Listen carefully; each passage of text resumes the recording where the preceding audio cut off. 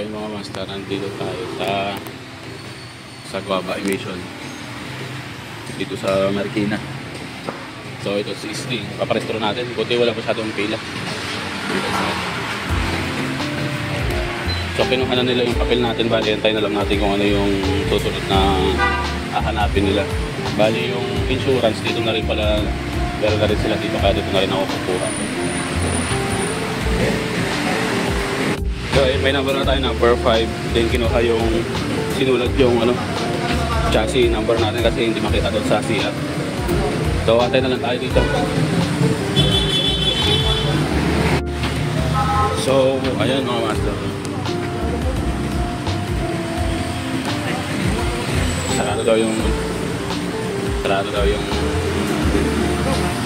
malaking emission center dito sa Marikina. Suspend din ng 90 days, 3 months. Dami ng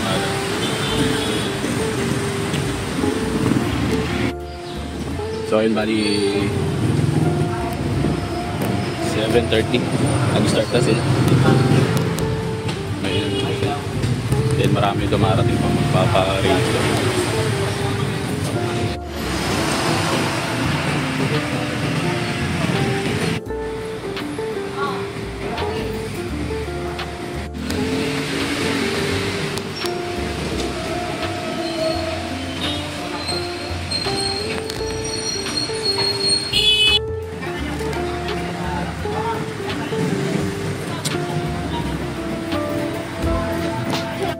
So yung mga master, dito na tayo sa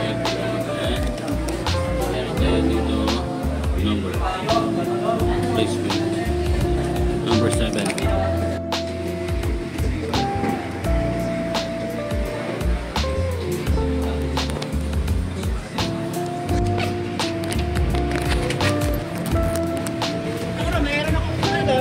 So okay na mga master, makapagparehistro na tayo dito tayo sa Marikina.